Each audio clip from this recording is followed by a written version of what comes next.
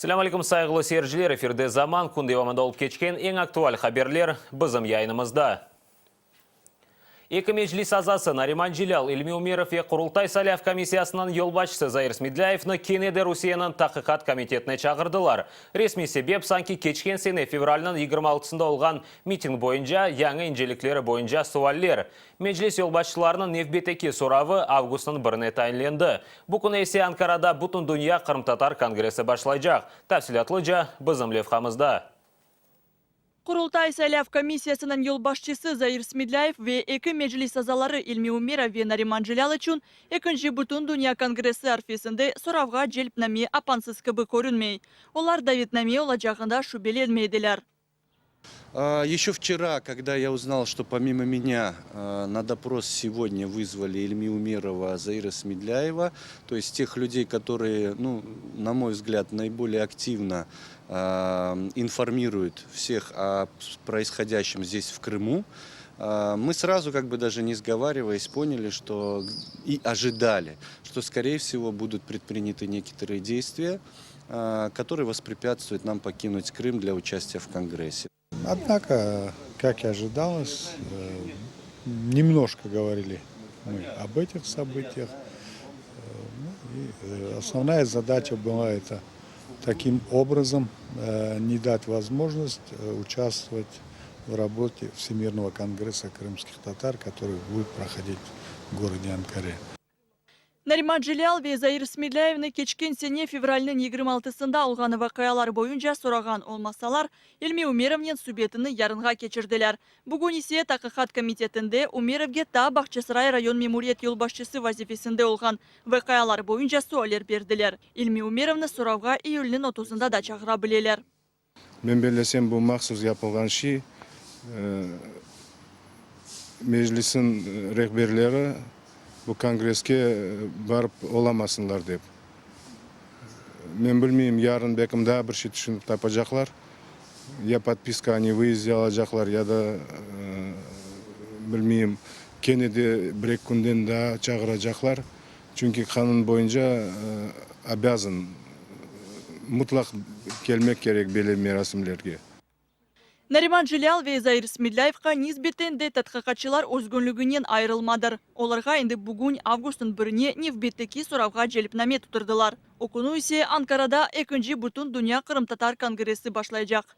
Эльмас Ибрамова, Нариман Меджитов, Заман, АТР. Мejlis рейсінің бірінші муавин Ақтем Чийгоз ноябрінің 19-на қадар апсте бұлынажақ. Бүгін Ақмежеттің Киев район махкемесі апсте бұлынув мұддетіні девам еттірді. Чийгозда январның сонында апске алынған еді. Ақтем Чийгоз ноябрның 19-на қадар апсте қалажақ. Бойлы қарарны бүгін тақиқатшының аризасы бойынша Ақмежет Киев район махкемесі қабыл етті. Никаких аргументированных доводов следователя, который, собственно, ходатайствовал о продлении, мы не услышали, как и на прошлом суде.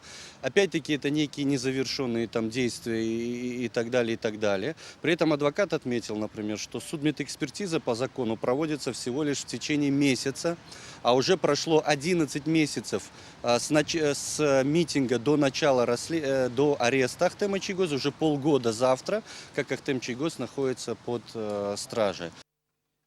Ақтем Чийгоз өзі махкеме топлашуында иштирак етіп, сөзге чықты. У меня здесь семья, дети, родители старые, напомню, отцу 78 лет, матери 74 года. И мы вернулись на родину не для того, чтобы потом снова по чужбинам мотаться.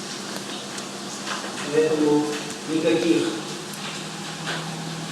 желаний у меня покидать родину нет. Может, это и повлияло в принятии вами решения и меня изолировало. Меня не просто арестовали, меня изолировали. Ақтем Чийгозға десте көстермек үшін туғанлары ве меслектешлері топлашты. Апысте оны тек айда екі кере өмір арқадашы ве балалары зиярет ете білелер. Выглядит, конечно, бледный. Давно мы его не видели. Сказать, жаловался, что с утра даже не покормили, очень долго держали перед судом. Не знаю, конечно. Больше не знаю, что сказать. Бледный. Бледный. Настроение приподнятое. Ахтем Чигоз бу сене январның 29-ында якаланган еді. Межлис рейсінің бірінші муавины кечкен сене 26 февраль күні олып кечкен митингнің тешкил етілмесі вей штрагынды қабатлана. Русия жинайы кодексіне бинайен оны 10 елға қадар азытлықтан марум ете білелер. Элиф Абдулла, Нариман Меджитов, Заман, АТР. Украина анаяса махкемесі саз қанунға теклиф етілген денішмелеріні бақы башлады. Бірінші топлашывы язма шекілде кечті. Хатырлатмақ кереке 2 авто евелсі юқары шурада анаясаға денішмелеріні кірсетме кечін рей беруі кечірілген еді. О вақыт есе президент Петр Порошенко Қырым татарларға территориаль жұмқұрет статусыны бермеге теклиф етті.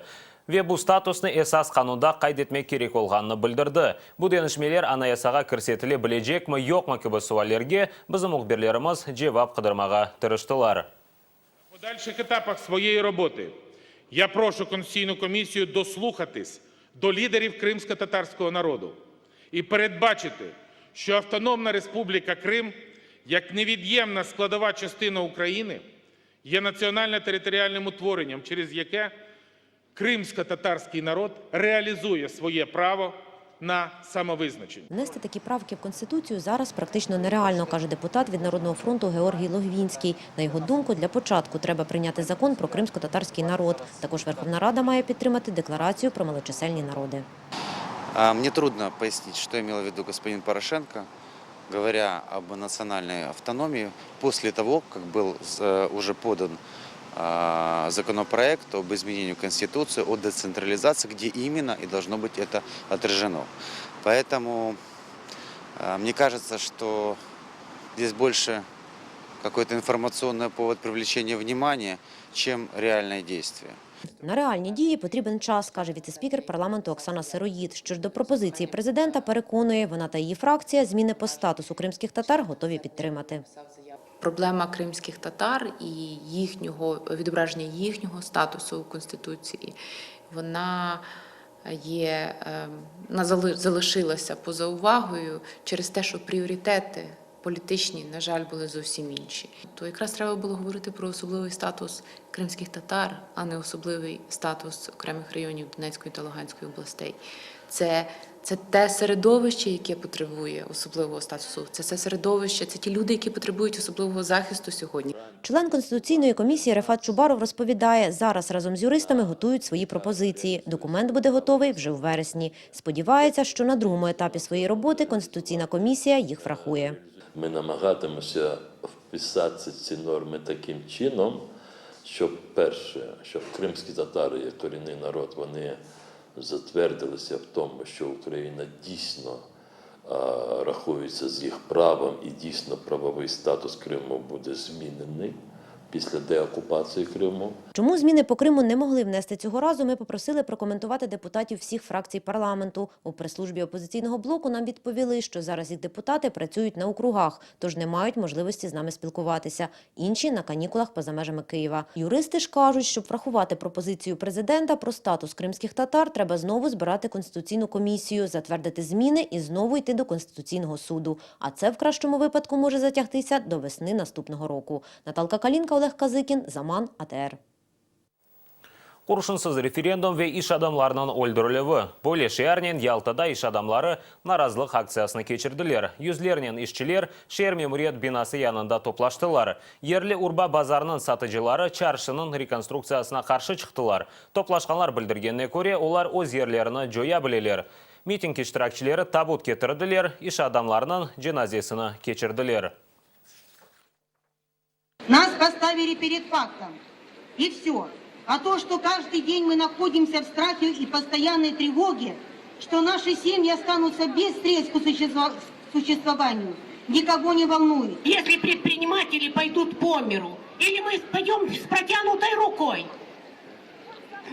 прежде чем убирать предпринимателей, администрация нашей Ялты должна хорошо подумать над тем, чем будут содержать пенсионеров и что они будут кушать, не только предприниматели, но и все остальные наши престарелые люди, которым мы постоянно оказываем помощь. После принятия Крыма в состав Российской Федерации мы все ожидали правовой защиты для предпринимателей. Но, увы, ничего не изменились. Поборы с предпринимателем по сомнительным схемам набирают новые обороты. Соңғы ярым ел девамында Қырымда фиятлар бұтын Русияге низбетен 2 қат артты.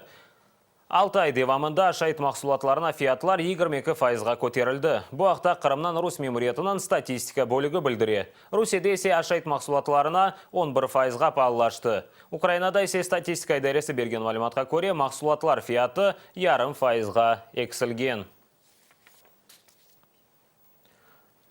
Палы пусырове кейфиетсіз. Русия туристлері Қырым ақында бойле сесенелер. Ярмаданын ғарби тарафында ерлешкен Николаевка қасабасында ратланычылар, фиятлар палы олғанына шикает етелер. Бұл ақта Крым реалии білдіре.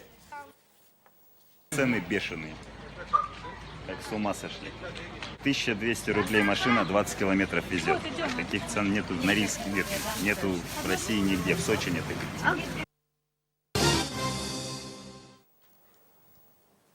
Түркия Иран сыңырында газ борусыны патлаттылар. Газ берілмесі вақтынже тоқтатылды. Бору Түркияны Ираннен бағлайды. Патлавдан соң күчлі яңғын башлады, оны сондырып олдылар. Тамир ішлеріні екінленген соң газны ғайрыдан бермеге шандыралар. Бұне бәрібер Түркия учақлары Сүрия ве Ирактаки ислам девлеті позицияларыны бомбаламаға девам етелер. Түркия Сүрияде ислам девлетінен күрешкен жинкеверлерге авадан ярдым көстере.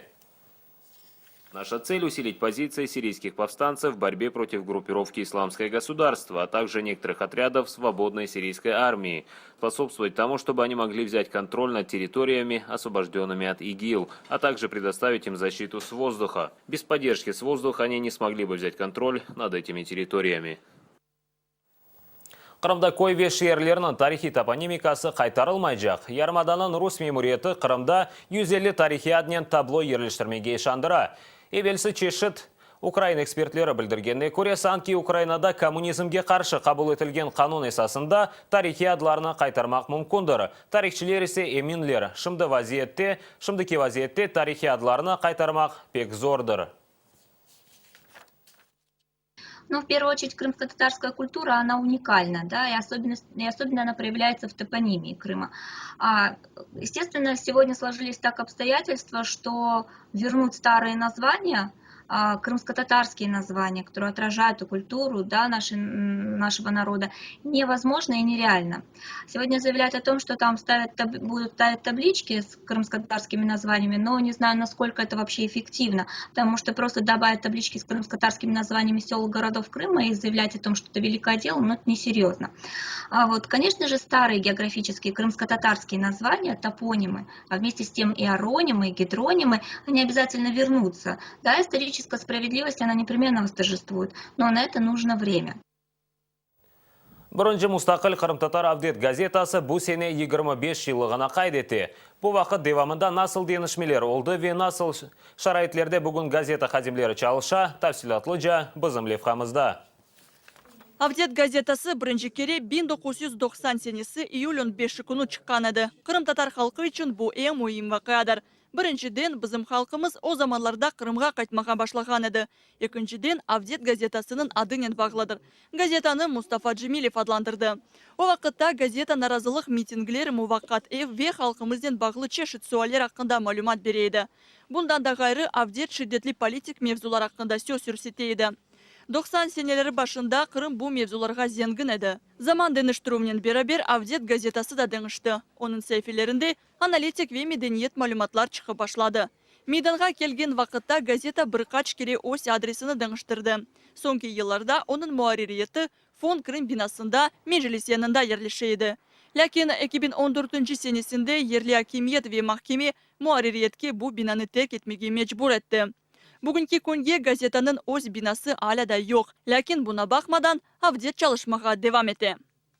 Авдет газетасы өзінің тарихы девамында 25 жыл ішінде дайма өзіні біле бір савашта олғандайын хыс етеміз. 90 сенелерін башы олсын, 2000 сенелерін башы олсын.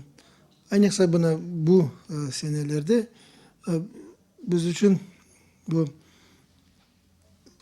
ağırlıklar duyamız evet. Ama biz ona her vakit hazır edik.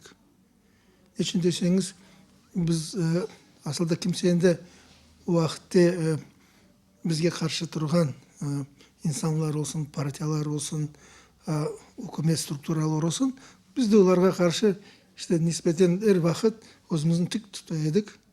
Авдет газетасыны экстремизмде кабатладылар. О Кырымда алган баягы дегер Кырым татар күтлеви хабер васталары кыбы чалышмак үчүн Роскомнадзордан ойлайды рөхсет алып оламады. Шымды тиражыны экселтип, интернетте чыкмага мечбур. Şimdi ise zaman tekaran ciddileşti biz için değil de ama halkımız için ciddileşti. Hem de bu ileride geçen bir sınav. Bu sınavını hepimiz biz geçemiz. Hem de Allah kısmet etse işte geçerek. Эльмира Джумерова, Сервер Асанов, Zaman, АТР. Август айынан башлап Ахмеджетте ишық сондыры башлайжақлар бұақта Крымэнерго шirketi білдіре. Себебі өткерлежек тамерлев ишлері. Олған малыматқа көре сондырывлер жедвел бойынша өткерлежек сабасат 8-ден ақшам 5-ке қадар. Крымэнерго ишық сондырген вақытта алетлеріні де сондырмеге теклif ете. Жедвел бойынша сондырывлер августын 3-ден башлайжақ ве августын 18-не қадар девам етежек.